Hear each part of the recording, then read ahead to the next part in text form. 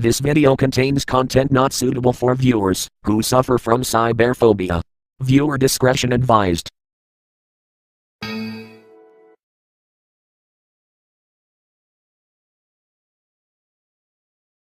Created by some of the smartest people out there just to prove their mettle or for the sake of playing pranks, viruses have embedded themselves deep into the roots of computing. Malicious software, worms, Trojans, and computer viruses are on the rise as hackers, spammers, and identity thieves seek new ways to steal information that can be used to empty bank accounts or spread electronic pandemonium. Well, as of right now, there are millions of viruses out there, and they get more and more threatening every day. Here's a look at the top 30 dangerous computer viruses.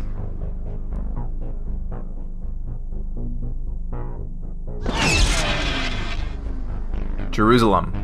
This is one of the first MS-DOS viruses in history that caused enormous destructions, affecting many countries, universities, and companies worldwide. In 1988, the computer virus managed to infect a number of institutions in Europe, America, and the Middle East. The name was given to the virus after one of the first places that got acquainted with it, the Jerusalem University. The Jerusalem virus managed to infect thousands of computers and still remain unnoticed. Back then, antivirus programs were not as advanced as they are today, and a lot of users had little knowledge of the existence of computer viruses. Solar sunrise. Using a computer virus, hackers in 1998 penetrated and took control of over 500 computer systems that belonged to the Army, government, and private sector of the United States. The whole situation was dubbed Solar Sunrise after the popular vulnerabilities in computers that ran on operating systems called Sun Solaris. Initially, it was believed that the attacks were planned by operatives in Iraq. It was later revealed that the incidents represented the work of 2 American teenagers from California. After the attacks, the Defense Department took drastic actions to prevent further incidents of this kind. Brain. Brain may not have been the most sophisticated virus, but in 1986 it was the first to really target PCs via Microsoft's DOS operating system. The virus ate up a huge chunk of memory and caused computers to display a message warning that they had been infected. It even told them who they should call to get disinfected. The original developers claimed they weren't trying to cause trouble. They created the virus as a means of copy protection for their medical software. But then someone else came along and copied that bit of code, and the virus spread. Explorer.zip. The Explorer.zip worm appeared in the summer of 1999, following in the footsteps of Melissa.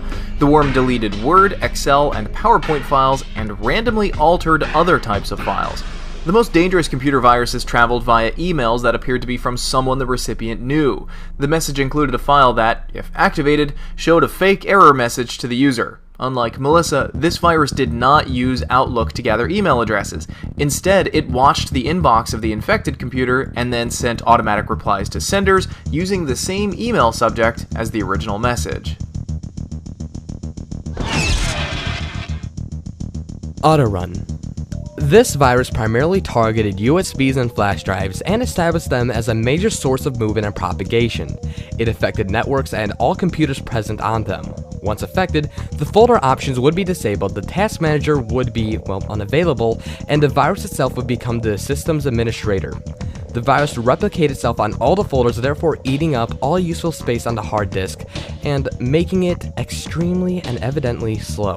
The loss, you may ask, was in terms of useful data on millions of computers across the world. Fizzer.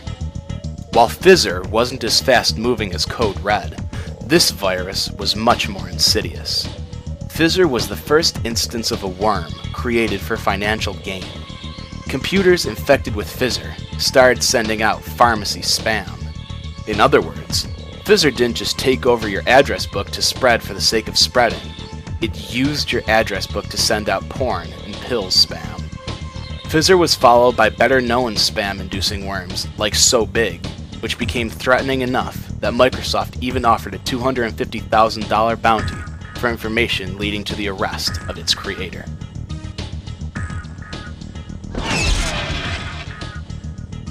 Suricam.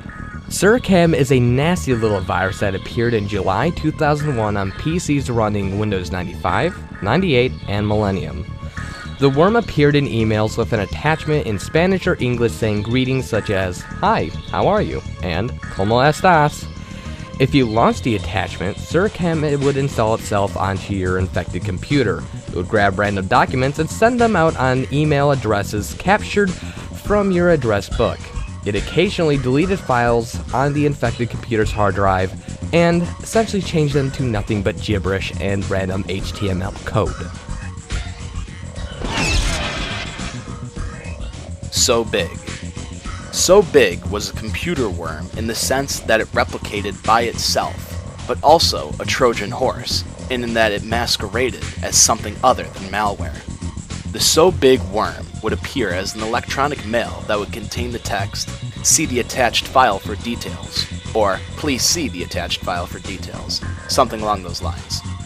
The So Big worm deactivated itself on September 10, 2003. On November 5th of the same year, Microsoft announced that they will pay $250,000 for information leading to the arrest of the creator of the So Big worm.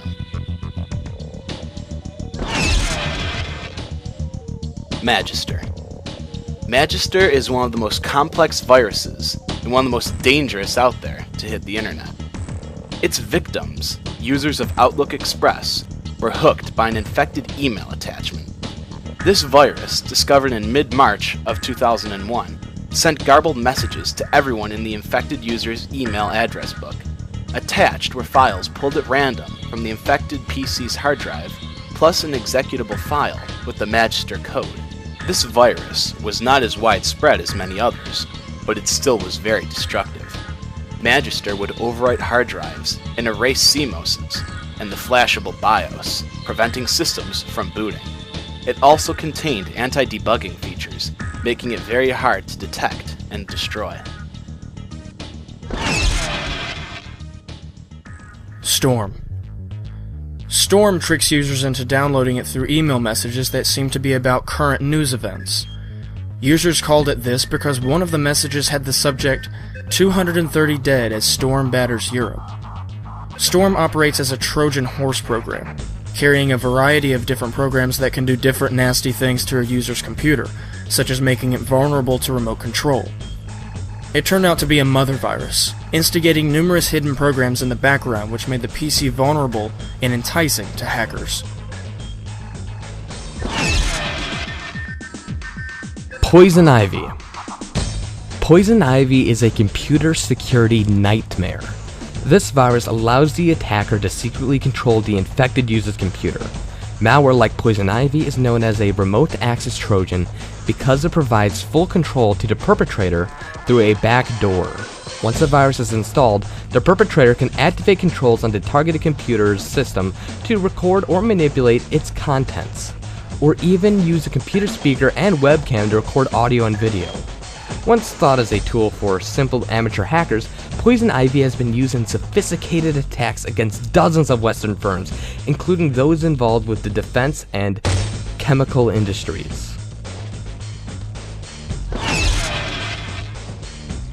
Metropolitan Police Virus. This virus blocks targeted computer systems and tries to get money from their users. It's a scam that uses the name of Metropolitan Police and blames users for breaking the law by watching and distributing pornographic content files. It changes their Windows registry and adds its malicious files to run its startup. Thus, whenever they try to log into their Windows operating system, or even in safe mode, they'll get a virus page instead of the desktop icon saying that your personal computer has been blocked. It also shows some screenshots from the webcam on the virus page and makes users into thinking their actions can be recorded and transferred to the police database. It can also display an infected computer's IP address, host